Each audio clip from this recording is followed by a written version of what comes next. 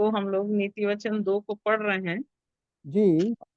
उसमें बहुत सुंदर बात लिखी हुई है।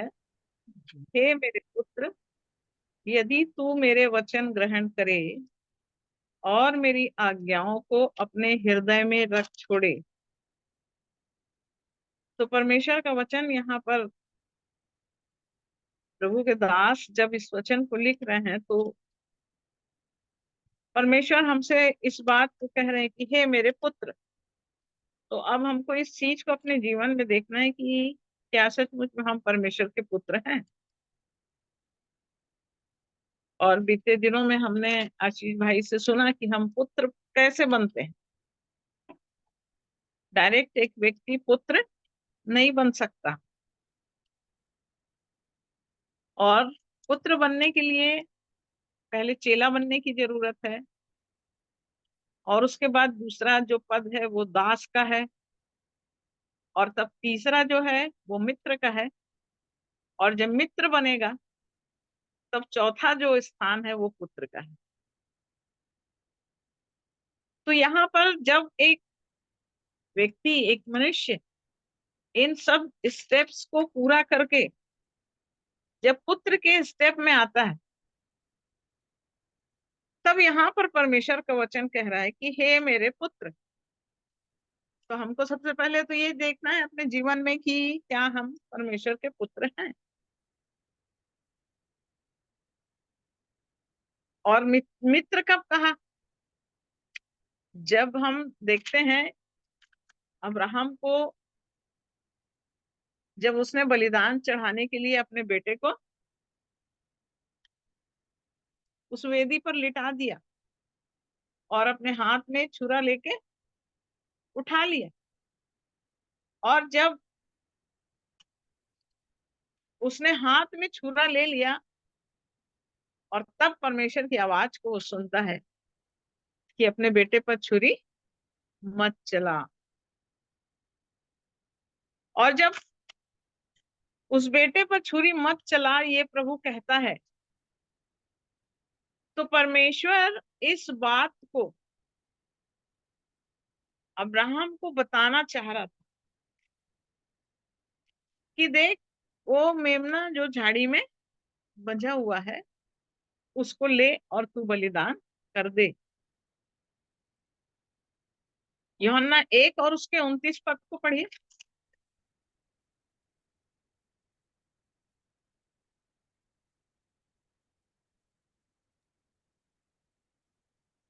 दूसरे दिन उसने यीशु को अपनी ओर आते देखकर कहा, देखो ये परमेश्वर का मेमना है जो जगत का पाप उठा ले जाता है। हाँ, ये मेमना कौन है? प्रभु परमेश्वर। प्रभु यीशु यीशु मसीह। मसीह। परमेश्वर अब्राहम से इस बात को कह रहा है कि वो मेमना जो झाड़ी में बचा हुआ है उसको ले और उसको क्या कर दे? बलिदान चढ़ा दे। और तब परमेश्वर ने इब्राहिम से अपनी मित्रता को जाहिर किया। एक मित्र जो होता है वो अपने अंदर की बात को, अपने दिल की बात को अपने मित्र से बोलता है। और परमेश्वर वहां पर अब्राहम को ये बात बता रहा है कि मित्र, पुत्र तेरा नहीं मरेगा, इसहाक के बलिदान से मनुष्य के जीवन का पाप छुड़ाया नहीं जाएगा, परंतु मेरा बेटा जिसको मैं जगत में भेजूंगा ये मेमना बन के जाएगा। और जब ये मेमना बन के जाएगा तो ये मनुष्यों के लिए बलिदान किया जाएगा। प्रभु यीशु मसीह के आने का मकसद, प्रभु यीशु मसीह के आने का उद्देश्य परमेश्वर ने इब्राहिम को वहां पर बताया, और वहां पर परमेश्वर ने अपनी मित्रता को जाहिर किया अब्राहम को। और जब एक व्यक्ति मित्र बन जाता है, जब अपने अंदर की बात को, हम उत्पत्ति के अध्याय में इन सब बातों को जानते हैं मेरे प्रिय, हम देखते हैं वचनों को तो हमको मालूम है कि परमेश्वर बिना इब्राहिम को कोई बात कहे अपना काम नहीं करता था। और कैसे इस बात को हम जान सकते हैं कि जब सदोम और अमोरा को नाश करने जा रहे थे, तो परमेश्वर ने इब्राहिम से इस बात का वर्णन किया। एक मित्र जब मित्रता होती है तब अपने अंदर की बात को बोलता है। और चूंकि अब्राहम का भतीजा लूत उस सदोम और अमोरा में रहता था, और सदोम और अमोरा में रहने के कारण से यूं ही उस सदोम अमोरा को परमेश्वर नाश नहीं करना चाहता, क्योंकि इब्राहिम उसका मित्र था। और इसलिए अपने दूत को भेजकर अब्राहम को बताता है। और अब्राहम जब इस बात को सुनता है तो अब्राहम क्या करता है?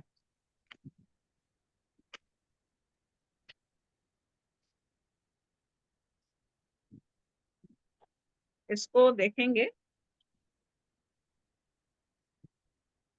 18वें अध्याय में।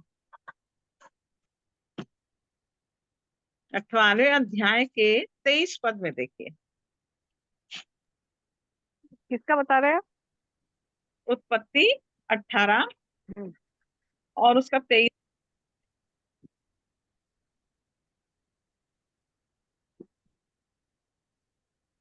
उत्पत्ति 18 का 23। तब हाँ अब्राहम उसके समीप जाकर कहने लगा, क्या तू सचमुच दुष्ट के संग धर्मी का भी नाश करेगा? हाँ, अब यहाँ पर अब्राहम से जब 3 दूत वहां आते हैं और उन लोग बातचीत कर रहे हैं, तब यहाँ पर कह रहा है कि अब्राहम उसके समीप जाकर कहने लगा, क्या तू सचमुच दुष्ट के संग धर्मी को भी नाश करेगा? करेगा। और ये बात क्यों कह रहा था? 24 पद में पढ़िए उसको। कदाचित उस नाम में 50 धर्मी हो, तो क्या तू सचमुच उस स्थान को नष्ट करेगा और उन 50 धर्मियों के कारण जो उनमें हो ना छोड़ेगा? देखिए, अब यहाँ पर अब्राहम एक प्रश्न कर रहा है कि प्रभु, क्या तू दुष्ट के संग धर्मी को भी नाश कर देगा? और तब कह रहा है कि यहाँ पर यदि 50 धर्मी हो तो उन धर्मियों के कारण भी तू उनको नहीं छोड़ेगा। पर ये अब्राहम 50 धर्मी की बात क्यों कर रहा है? क्योंकि सदोम अमोरा में कौन था? उसका भतीजा है। और तब यहाँ पर जैसे ही अब्राहम को बताता है परमेश्वर कि मैं सदोम अमोरा को नाश करने जा रहा हूं, तब यहाँ पर अब्राहम को ये बात याद आ जाती है कि उसका अपना कोई है वहां पर। और अब्राहम से लूत अलग हो गया था और जाकर सदोम में बस गया था। और उसके बसने के कारण से यहाँ पर अब्राहम सोच रहा है, अब्राहम से मुलाकात लूत की नहीं हुई है, परंतु अब्राहम सोच रहा है कि शायद मेरे भतीजे लूत के पीछे 40-50 लोग होंगे जिसको शायद मैं बचा सकता हूँ। और तब यहाँ पर वो 50 लोगों की बात कर रहा है। 25 पद पढ़िए।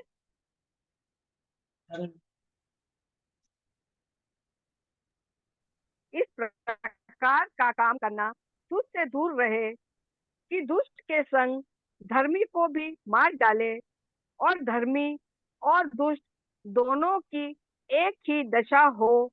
ये तुझसे दूर रहे, क्या सारी पृथ्वी का न्याय न्याय ना करे? अब यहाँ पर प्रभु से वो इस बात को कह रहा है। देखिए, जब मित्रता होती है तो आपस में बातचीत कैसी होती है ना? यहाँ कह रहा है कि इस प्रकार का काम करना तुझसे दूर रहे कि दुष्ट के संग धर्मी को भी मार डाले। प्रभु, ऐसा मत करना। दुष्ट और धर्मी एक साथ मत मारना प्रभु। इस प्रकार और धर्मी और दुष्ट दोनों की एक ही दशा हो तो दोनों का फिर तो एक ही हाल हो जाएगा। अब सदोम का आप नाश कर दोगे तो उसके संग धर्मी लोग भी नाश हो जाएंगे, तो दोनों का तो एक ही हाल हो गया। और धर्मी और दुष्ट दोनों एक ही दशा हो, ये तुझसे दूर रहे, क्या सारी पृथ्वी का न्याय न्याय ना करे। अब ये को देखो परमेश्वर से कैसे बात कर रहा है अब्राहम। तू तो न्यायी है परमेश्वर, तू तो न्यायी है, क्या धर्मी और दुष्ट दोनों को मार देगा? तब 26 पद में देखिए। यहोवा ने कहा, यदि मुझे सदोम में 50 धर्मी मिले तो उनके कारण उस सारे स्थान को छोड़ूंगा। हाँ, अब परमेश्वर यहाँ यहोवा परमेश्वर कह रहा है, क्या कह रहा है अब्राहम से? यदि 50 धर्मी होंगे ना अब्राहम, तो मैं तेरे को बता रहा हूँ कि मैं उस पूरे स्थान को छोड़ दूंगा। छोड़ूंगा। जब ये बात 50 धर्मी यदि होंगे तो मैं नाश नहीं करूंगा बोल रहा है, मैं छोड़ दूंगा उस स्थान को।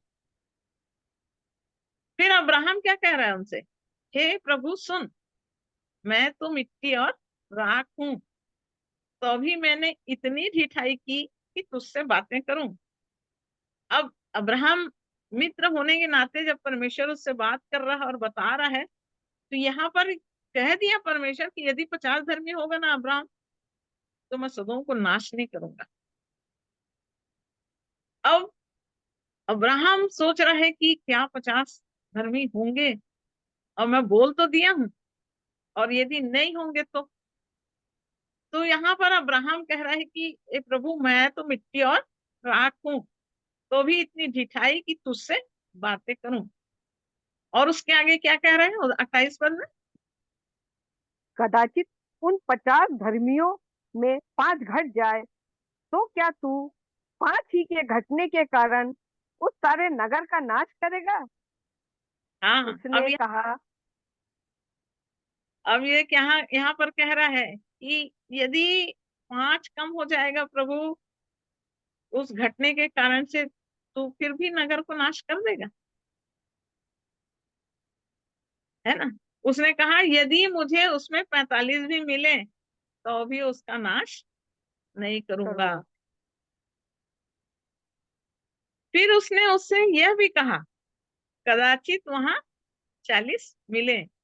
देखिए, अब अब्राहम को महसूस होने लग गया कि शायद वहां 40 होंगे क्या, क्योंकि अब्राहम लूत से मिला नहीं है, लूत की दशा को वो जानता नहीं है। एक बार जो अलग हो गया, उसके बाद लूत वहां जाके बस गया। चूंकि अब्राहम का उसके भाई का बेटा है वो, इसलिए जब नाश होने की बात आ रही है कि मैं उसको नाश कर दूंगा, तो वहां पर अब्राहम इस बात के लिए कि कैसे मैं अपने भतीजे लूत को बचा लूं। और तब यहाँ पर कह रहा है कि कदाचित उसमें से 40 मिले। उसने कहा तो मैं 40 के कारण भी ऐसा ना करूंगा। अब ना यहाँ करूंगा। 40 नहीं करूंगा बोल रहा है, और जब वो 40 के कारण भी नहीं करूंगा बोल रहा है, तो फिर यहाँ पर अब्राहम क्या कर रहा है? फिर वार्तालाप कर रहा है, हे प्रभु क्रोध नहीं करो, तो मैं कुछ और कहूं, है ना? अपन क्या बोलते हैं, अरे सुन ना, मैं थोड़ा सा एक बात तेरे से बोलूं, गुस्सा नहीं होना भाई, है? बस यही बात है यहाँ पर। यहाँ पर अब्राहम अपने प्रभु से यही कह रहा है, कदाचित वहां 30 मिले। देखिए कैसा, यानी एक मित्रता, एक क्लोजनेस यहाँ पर बता रहा है कि वो कैसे बार्गेनिंग कर रहा है यहाँ पर अपने प्रभु के साथ में। फिर उसके बाद क्या हो रहा है, आगे पढ़िए। कौन सा चीज? यदि हाँ, कौन सा यदि थे? वहां 30 मिले तो भी ऐसा ना करूंगा। फिर उसने कहा, हे प्रभु सुन, मैंने इतनी ढिठाई तो की है कि तुझसे बातें करूं। कदाचित उसमें 20 मिले। उसने कहा, मैं 20 के कारण भी उसका नाश ना करूंगा। आगे पढ़िए। फिर उसने कहा, हे प्रभु क्रोध ना कर, मैं एक ही बार और कहूंगा, कदाचित उसमें 10 मिले। उसने कहा, तो मैं 10 के कारण भी उसका नाश ना करूंगा। जब यहोवा हाँ, अब्राहम से बातें कर चुका, तब चला गया और अब्राहम अपने घर को लौट गया। अब अब्राहम भी बात कर लिया, और बातचीत होने के बाद में लास्ट जो फाइनल हुआ वो क्या हुआ? 10 तक हुआ, है ना? जी। 10 भी होगा तो मैं नाश नहीं करूंगा। अब ये हो गई दोनों की, और दोनों वहां से चले गए, चले गए। अपने घर को लौट गया। जब अब्राहम बातें कर लिया तब अब्राहम अपने घर को लौट गया। और यहाँ पर 19 अध्याय में अब सदोम का स्थिति पूरा यहाँ पर बता रहा है कि जब कैसे लूत वहां पर, जब सदोम में दूत पहुंचते हैं और दूत पहुंचने के बाद में जैसे वहां पर सामने ही कौन मिलता है, लूत मिलता है। और लूत मिलता है तो अपने घर में उनको ले जाता है और उनको खिलाता पिलाता है और उनको बोलता है तुम लोग विश्राम करो। और जब लूत अपने उन दूतों को अपने घर में रखा हुआ था, 19 के 5 पद है। और लूत को पुकार कर कहने लगे, जो पुरुष आज रात को तेरे पास आए हैं वे कहाँ हैं? उनको हमारे पास बाहर ले आ कि हम उनसे भोग करें। हाँ, नाश करने का कारण, यहाँ पर सदोम को नाश करने का कारण, लूत तेरे घर में जो अतिथि हैं उनको ले आ, उनसे हम क्या करेंगे, भोग करेंगे। ये भोग विलास करने वाला सदोम का जीवन, और ये बुराई वहां पर थी। सदोम का पाप परमेश्वर की दृष्टि में सदोम को नाश करने वाली स्थिति में ले आया था। पर चूंकि अब्राहम का भतीजा वहां लूत, और इसलिए अब लूत के पास उन लोग जा रहे हैं। और लूत के पास जब उनको स्वीकार करता है, अपने घर में अतिथि बना के रखता है, तब लूत के जो लोग रहते हैं वो लोग क्या स्थिति उत्पन्न कर रहे हैं।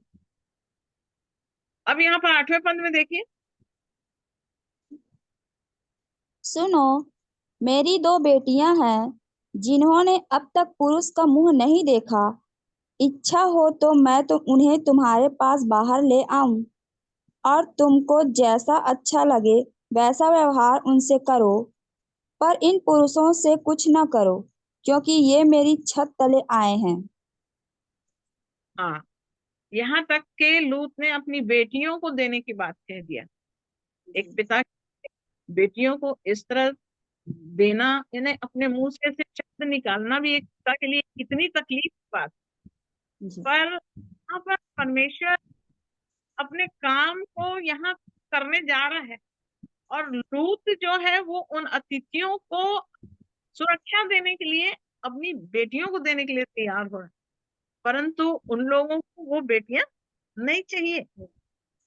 उन्होंने कहा हट जा। फिर वे कहने लगे तू एक परदेसी होकर यहाँ रहने के लिए आया है, और अब न्याय भी बन बैठा है, इसलिए अब हम उनसे भी अधिक तेरे साथ बुराई करेंगे।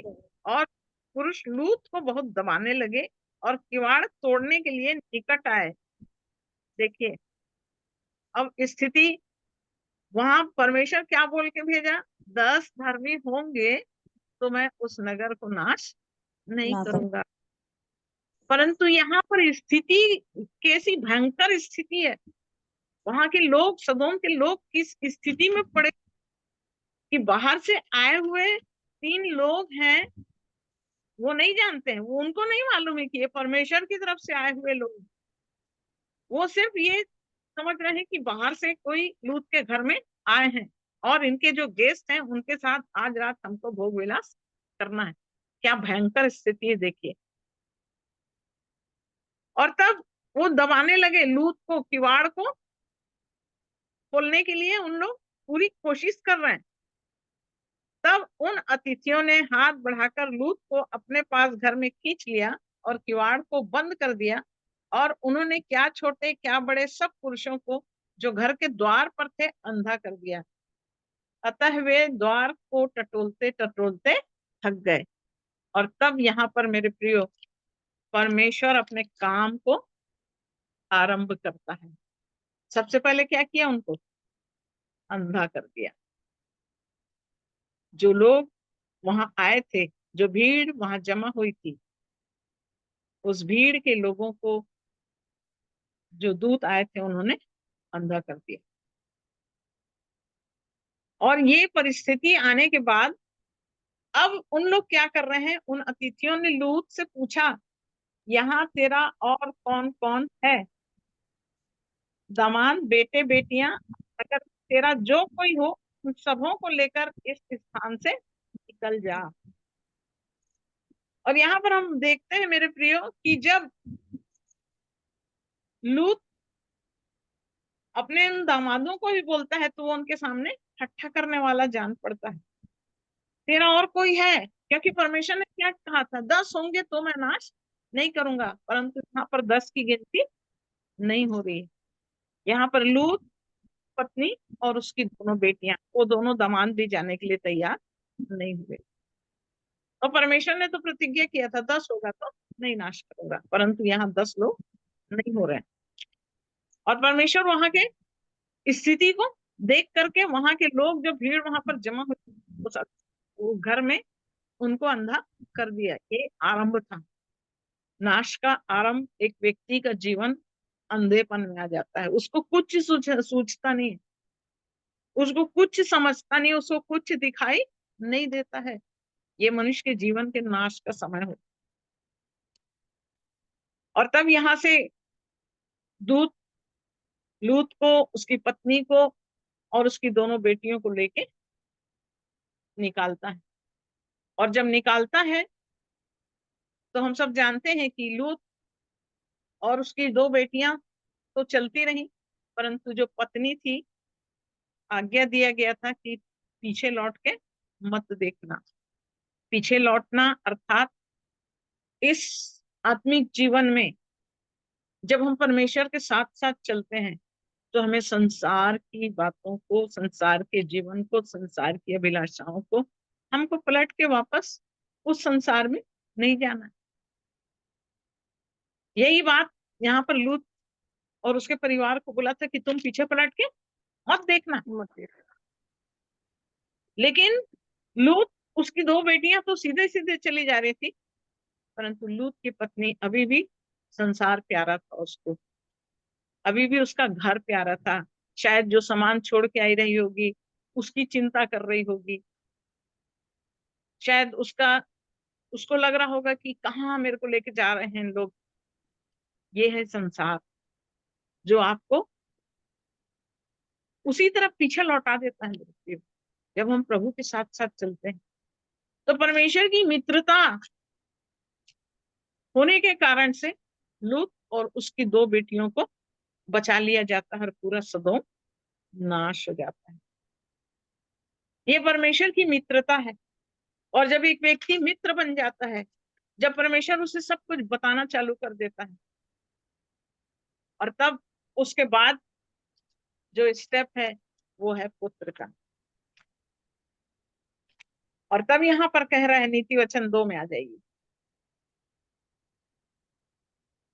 हे मेरे पुत्र, यदि तू मेरे वचन ग्रहण करे। लूत ने ग्रहण किया, उसकी 2 बेटियों ने ग्रहण किया, परंतु लूत की पत्नी वचन को ग्रहण नहीं करी। जो बात बोली गई थी उसको ग्रहण नहीं करी। पीछे पलट के मत देखना, यही बोला गया था, ये वचन दूतों ने बोला, परंतु उसने क्या करी, आज्ञा नहीं मानी। और यहाँ पर वचन कह रहा है, यदि तू मेरे वचन ग्रहण करे और मेरी आज्ञाओं को अपने हृदय में रख छोड़े। कहाँ रखना है, परमेश्वर जो आज्ञाओं को दे रहा है, यदि हम पुत्र हैं, यदि अपने जीवन में हम इस बात को महसूस करते हैं कि हम प्रभु लायक है, तो हमको अपने जीवन में याद रखना है कि हमको उसके वचन को ग्रहण करना है। और जब उसके वचन को ग्रहण कर रहे हैं तो दूसरा स्टेप हम दे रहा है, मेरी आज्ञाओं को अपने हृदय में रख छोड़े। पुत्र होगा तो वचन ग्रहण करेगा, पुत्र होगा तो आज्ञाओं को हृदय में रखेगा। जीवन को देखने और जानने की जरूरत है कि क्या हम वचन को ग्रहण कर रहे हैं। प्रतिदिन प्रतिदिन इस संगति में हम जुड़ते हैं, कहीं ना कहीं किसी के द्वारा परमेश्वर बातचीत करता है, अपने वचन से बातचीत करता है। व्यक्ति को मत देखिए मेरे प्रिय, कि आज इतने वचन बोला, आज वचन नहीं, वचन परमेश्वर का है, आत्मा से बातचीत होती है और पवित्र आत्मा हमारे परमेश्वर के वचन को क्या करने के लिए कि आज तुम उसका शब्द सुनो, अपने को कठोर मत करो। मत करो। तो आज यदि हम आपके परमेश्वर के वचन को सुन रहे हैं तो क्या उसके वचन को ग्रहण कर रहे हैं? पिता से बड़ी नम्रता से हम कहें कि प्रभु जो वचन तुम्हें दिया है उसे मैं स्वीकार करती हूँ, उसे मैं ग्रहण करता हूँ। जब तक हम अपने जीवन में वचन को ग्रहण मेरे प्रियो, आज्ञाकारिता हमारे जीवन में कभी भी नहीं आएगी। ग्रहण करने के लिए क्या करना है हमको? हमको वचन ग्रहण करने के लिए क्या करना है? आज्ञा मानना है। और आज्ञा मान के क्या करना? आज्ञा को कहाँ रखना है? अपने हृदय हृदय में में। रखना। अपने हृदय में रखना है। और जब हम परमेश्वर की आज्ञाओं को अपने हृदय में रखते हैं और बुद्धि की बात ध्यान से सुने, दूसरी चीज अब हमारी बुद्धि काम करने लगती है। पहला वचन ग्रहण करना है, आज्ञाओं को हृदय में रखना है। जब हम वचन ग्रहण करेंगे और आज्ञाओं को मानेंगे, हृदय में रखेंगे, तब तीसरी चीज बुद्धि की बात ध्यान से सुने। बुद्धि कौन है? नीति वचन 1:7 में पढ़िए। यहोवा का भय मानना बुद्धि का मूल है। बुद्धि और शिक्षा को मूढ़ ही लोग तुच्छ जानते हैं। हाँ, बुद्धि और शिक्षा को कौन तुच्छ जान रहा है? मूढ़ लोग। मूढ़ लोग, जिसके पास पुत्र है। एक पुत्र होगा तो वचन ग्रहण करेगा, आज्ञा को हृदय में रखेगा और करेगा। उसके जीवन में बुद्धि की बात को बुद्धि सुन। बात। बुद्धि, यहोवा का भय मानना बुद्धि का आरंभ है। और जब हम बुद्धि की बात को ध्यान से सुनेंगे, तब हमारे अंदर जब परमेश्वर की बुद्धि मेरे जीवन में काम करना चालू होगी, तब मेरे जीवन में परमेश्वर की समझ आना जाएगा, है ना। परम प्रधान परमेश्वर को जानना ही समझ है, बोल रहा है। मतलब परमेश्वर को जानना, प्रभु यीशु मसीह को जानना। जब हम उसको जानेंगे तब हम बुद्धि से बुद्धि को जानेंगे, और जब हम परम प्रधान परमेश्वर को जानेंगे तब हम समझ को जानेंगे। और परम प्रधान परमेश्वर को हम तब जानेंगे जब हम यीशु मसीह को जानेंगे, जब हम यीशु मसीह जो बुद्धि है उसको अपने जीवन में स्वीकार करेंगे।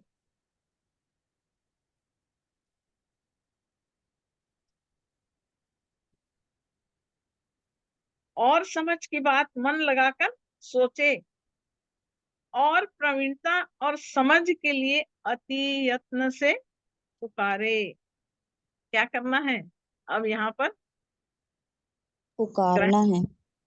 तो पहली बात ग्रहण करना है, दूसरी बात इसमें रखना है, तीसरा सुनना है, ध्यान से सुनना है, चौथी बात मन समझ को मन लगा के सोचना है, सुनना है फिर सोचना है, उसके बाद अब पुकारना है, यत्न से पुकारना। क्या हम यत्न से पुकार रहे हैं अपने परमेश्वर को? हम कैसे पुकार रहे हैं? बुद्धि के साथ में समझ हम अपने परमेश्वर को ढूंढ रहे हैं क्या? उसको वैसा खोज रहे हैं क्या? उसको हम यत्न से पुकारने के लिए क्या समझ और प्रवीणता हमारे जीवन के अंदर है? क्या हम परमेश्वर की समझ को अपने जीवन में कर रहे हैं? देखिए क्या लिखा है इसमें आंटी नीति वचन 2 का चौथा पद। 2 चौथा।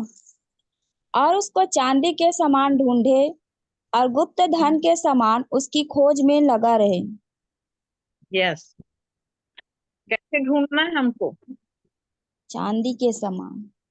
हाँ, क्या है, जब चांदी में से मैल दूर हो जाता है, उसको गलाते हैं और उसके बाद में फिर एक स्टेज आता है, तब वो चांदी तैयार होती है।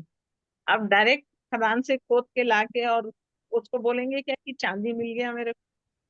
नहीं, एक प्रोसेस। चांदी ऐसे ही नहीं बनी।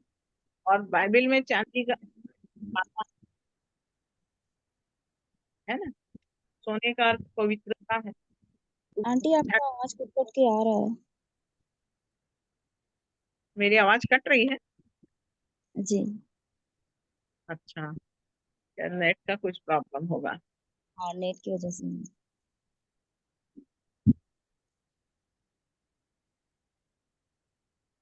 चांदी को हमको बनाना है। चांदी में बनता है ना। जी। और जब वो तपाया जाता है, खाया जाता है और तब उसको अलग किया जाता है, तब वो चांदी बनता है। तो एक व्यक्ति को ऐसे परमेश्वर को ढूंढना है, समान यत्न से पुकारना है, यत्न को ढूंढना है। और वह गुप्त धन के समान उसकी खोज में लगा रहे। गुप्त धन मत्ती 13 में लिखा हुआ है कि व्यापारी जो है वो क्या करता है, अपना सब कुछ बेच देता है और उस खेत को खोद लेता मोल है, में। क्योंकि उस खेत में क्या था, गुप्त धन छिपा हुआ है। तो यदि मालूम हो जाए कि जगह धन छिपा हुआ है तो हम क्या करेंगे? पूरा यत्न करेंगे उसको ढूंढने के लिए, है ना। तो यहाँ पर परमेश्वर के जीवन को ढूंढने के लिए हम, जैसे गुप्त धन को एक व्यक्ति, ऐसे ही हमारे जीवन में हम क्या करना है, अपने परमेश्वर को ढूंढना है। और जब हम गुप्त धन में, जैसा गुप्त धन को खोजने में अपने जीवन को लगाएंगे, तो लिखा है तो तू यहोवा के भय समझेगा। तो ये स्टेप जब तक मेरे जीवन का, आज स्टेप जो दिया कि वचन को ग्रहण करना, आज्ञाओं को हृदय में रखना, बुद्धि की बात ध्यान से सुनना, समझ की बात मन लगाकर सोचना, और प्रवीणता और समझ के लिए यत्न करना। जब ये 5 बातें मेरे जीवन में होने लगेंगी और गुप्त धन के समान जब परमेश्वर की खोज मेरे जीवन में होगी, लिखा है 5वें वचन में, तो तू यहोवा के भय को समझेगा। समझेगा और परमेश्वर का ज्ञान तुझे प्राप्त प्राप्त होगा। हो। परमेश्वर का ज्ञान साधारण रीति से कभी भी प्राप्त नहीं कर सकते। हमको ढूंढना पड़ेगा, हमको खोजना पड़ेगा। आपको यदि बता दिया जाए कि इतना बड़ा एरिया है, इसके अंदर में ना एक खजाना छिपा हुआ है, आप उसको ढूंढो, तो हम क्या करेंगे? बड़ा यत्न लगा के, खोद खोद के हम उस गुप्त धन को ढूंढेंगे कि कहीं तो है, कहीं तो है, कहीं तो है। ऐसे ही परमेश्वर को जब हम ढूंढेंगे, ढूंढेंगे, ढूंढेंगे, ढूंढेंगे, खोजेंगे, तब परमेश्वर का भय हमारे जीवन में समझ आएगा और परमेश्वर का ज्ञान हमको प्राप्त होगा। परमेश्वर का ज्ञान क्या है? पहला कुरिन्थी पहला अध्याय,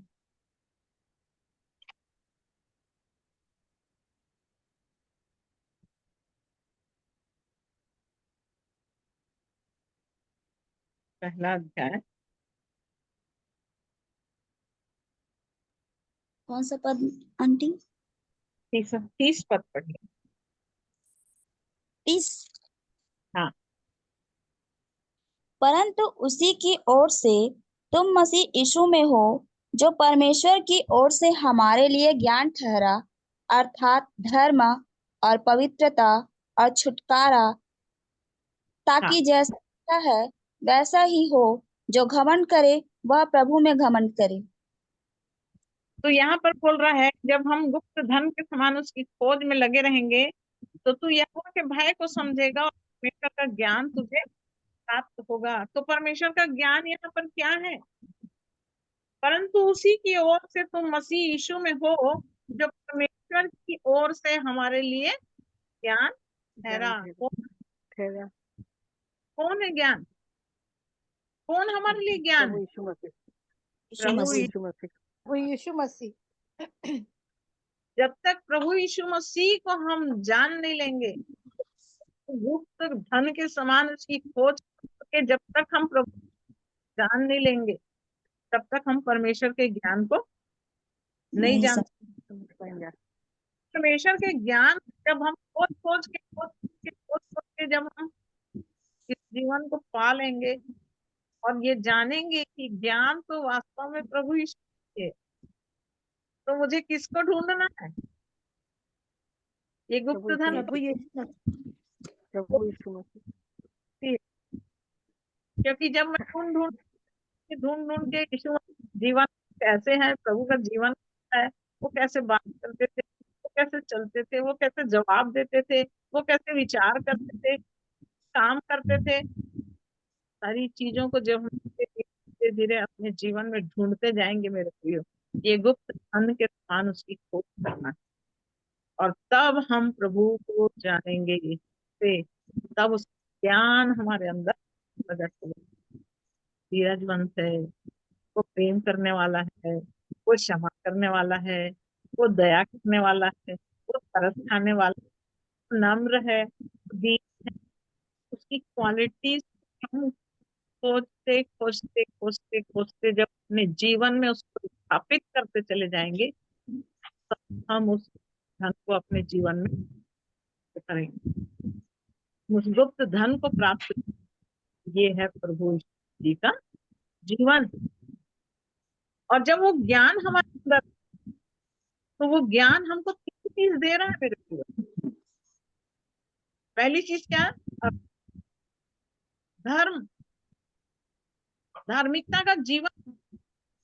जब हम प्रभु यीशु मसीह को ढूंढने और ढूंढते ढूंढते ढूंढते जब हम उस धर्म को अपने जीवन में पाने लगते हैं, तो वो धर्म का जीवन, धार्मिकता का जीवन, वो हमको राइचियस बनाना चालू करता है।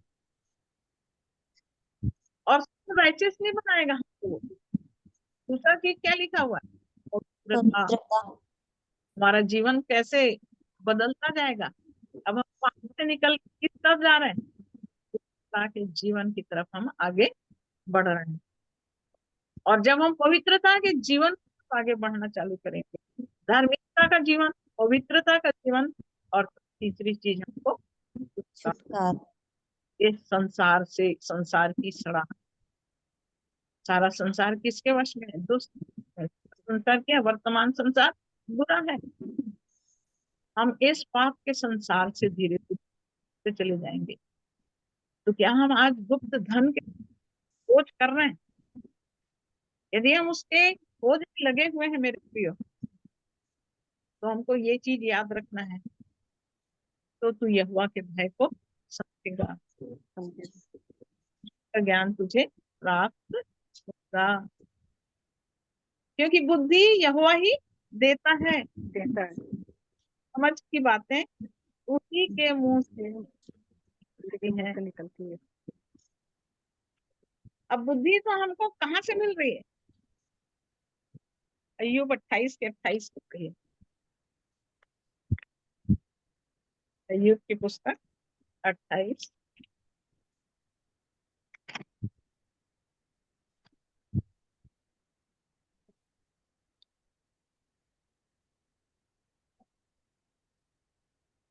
उसका 12 पद पढ़िए। अय्यूब 28 का 12। हाँ, बात पढ़िए।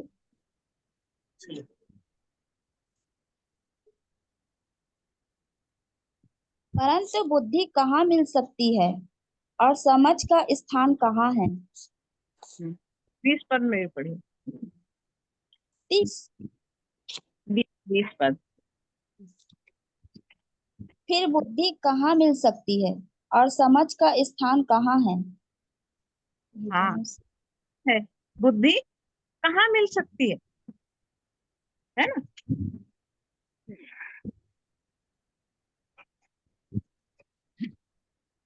28 पद को पढ़िए। 28। तब उसने मनुष्य से कहा, देख, प्रभु का भय मानना यही बुद्धि है। और बुराई से दूर रहना यही समझ है। यही समझ है।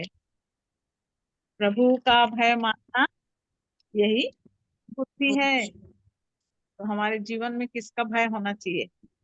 संसार के लोगों का भय, उसका भय, इससे हमको कोई फायदा नहीं होगा। हमको किसका भय होना है? परमेश्वर का। जब प्रभु का भय हमारे जीवन में आएगा तो यही बुद्धि है वो। तो इस बुद्धि को हमको अपने जीवन में प्राप्त करना, इस ज्ञान को हमको अपने जीवन में प्राप्त करना है। याकूब तीसरा अध्याय में आइए।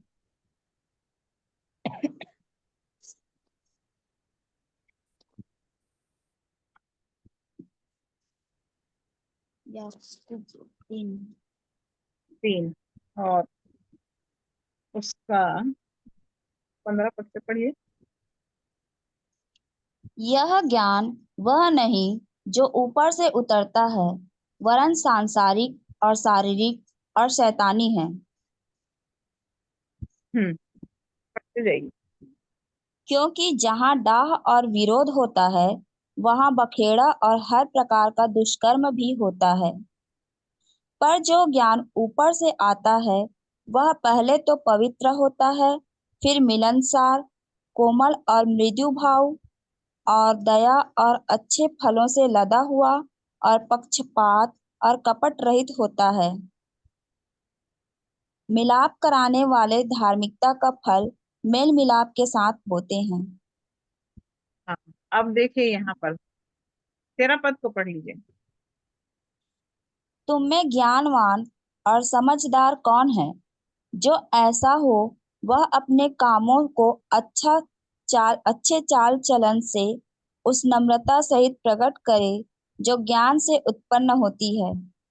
हाँ, तुम में ज्ञानवान और समझदार कौन है वो? और जो ज्ञानवान और समझदार होना चाहता है उसके यहाँ पर 15 पद से बता रहा है परमेश्वर का वचन। यह ज्ञान वह नहीं जो ऊपर से उतरता है। कौन सा ज्ञान? जो संसारिक और शारीरिक और शैतानी है। ऊपर से नहीं उतरता है, एक संसारिक है, शारीरिक है। हमारे अंदर जो ज्ञान है, आज सारे संसार के अंदर कौन सा ज्ञान? आज मनुष्यों के पास कौन सा ज्ञान है? आज मनुष्य के पास यही ज्ञान है मेरे प्रियो, जो ऊपर से नहीं उतर रहा है, संसार का है, शरीर का है, शैतान का है। तो इन बातों को हमको अपने जीवन में पहचानना है कि हम कौन से ज्ञान पढ़ रहे हैं।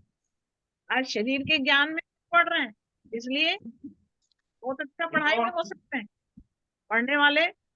आज बहुत बुद्धिमान, ज्ञानवान, बड़े बड़े पद और प्रतिष्ठा में हो सकते हैं।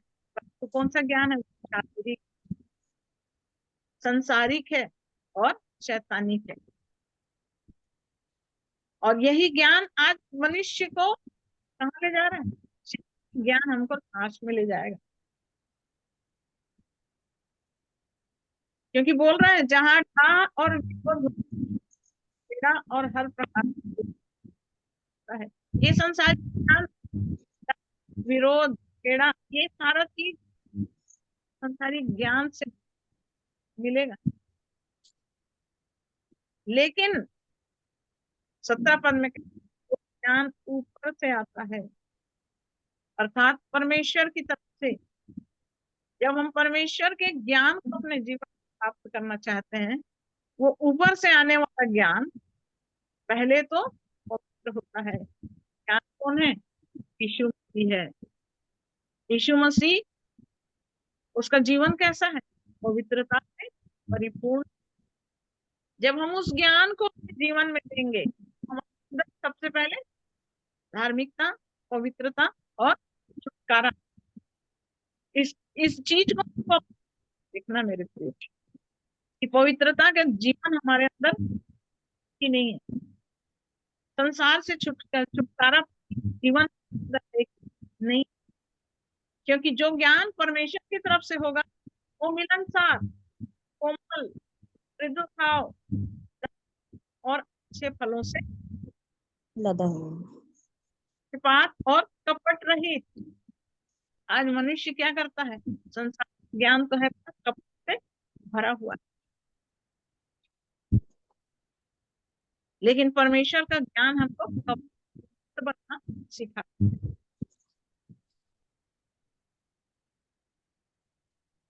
कपट किसको बोलते हैं? कपट भीतर से कुछ और दिखाने के लिए, अंदर से कुछ और, ये कपट है।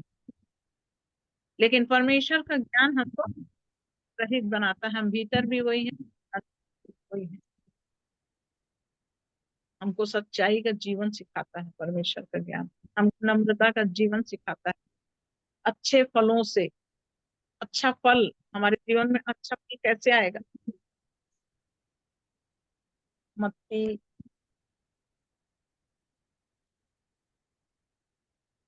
7 को नहीं,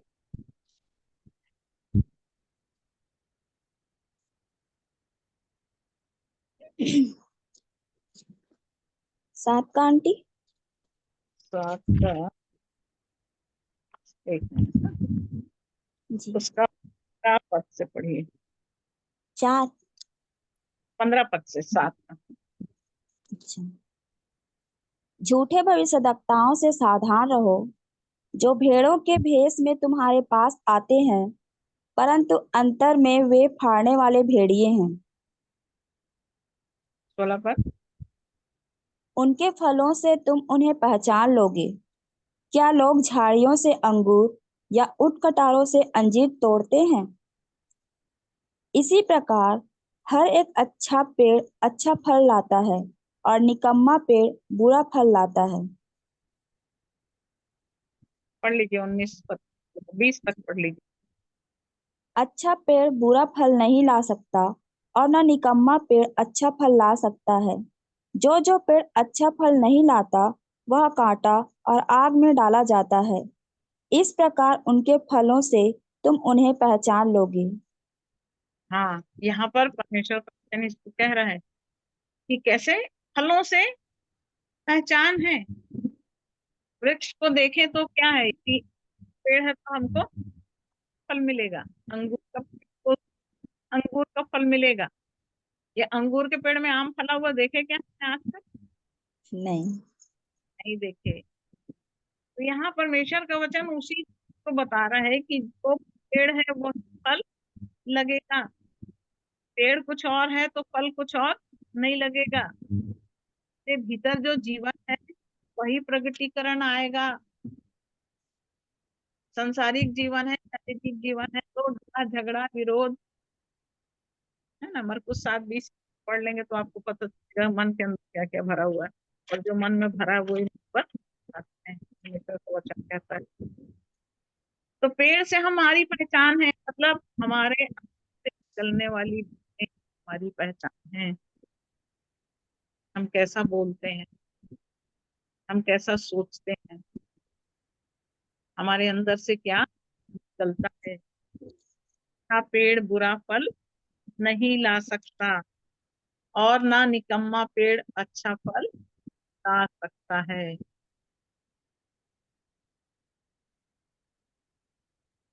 तो पेड़ से पहचान है, मतलब मेरे जीवन से मेरी पहचान है। निकम्मा पेड़ अच्छा फल नहीं ला सकता।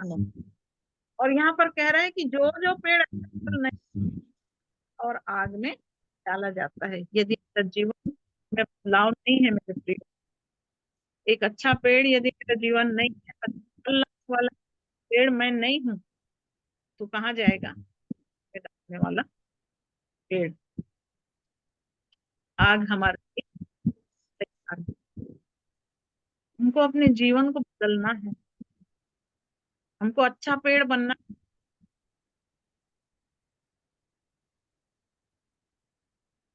क्योंकि यहाँ पर कह रहा है उनके फलों से तुम जान लोगे। आपको भी अपने आप को जांचे, हम फल हमारा निकम्मा फल या अच्छा फल।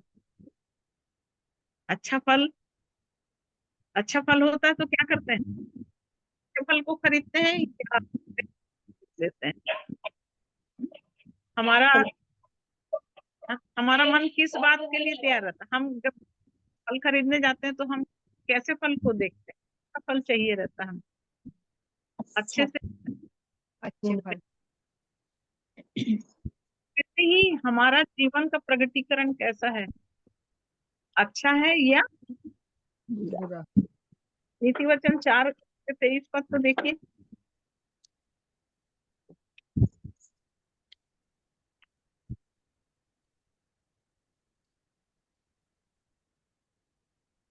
सबसे अधिक अपने मन की रक्षा कर, क्योंकि जीवन का मूल स्रोत वही है। देखिए मेरे प्रियो, क्या करना है? सबसे मन की रक्षा। अपने मन की रक्षा कर। सोर्स ऑफ लाइफ क्या है? हमारा मन। मन। मन। हमारा मन है सोर्स ऑफ लाइफ बोल रहा है, और इसी मन के द्वारा ही ये मूल स्रोत है बोल रहा है। इसी स्रोत हमारा मन है। जो कुछ निकलेगा हमारे अंदर से वो निकलता है। बुरा बुरा निकलेगा, अच्छा है तो अच्छा निकलेगा। इसलिए यहाँ कह रहा है पेड़ अच्छा है तो अच्छा फल आएगा, बुरा है तो बुरा फल आएगा। अच्छा पेड़ है तो निकम्मा फल नहीं दे सकता, निकम्मा पेड़ है नहीं। तो अच्छा कभी नहीं दे सकता। तो हमारी पहचान कैसी है? क्या हम अपने मन की रक्षा कर रहे हैं? तो सबसे अधिक हमको क्या करना है? ये मन रक्षा। की रक्षा करनी। जब हम अपने मन की रक्षा करें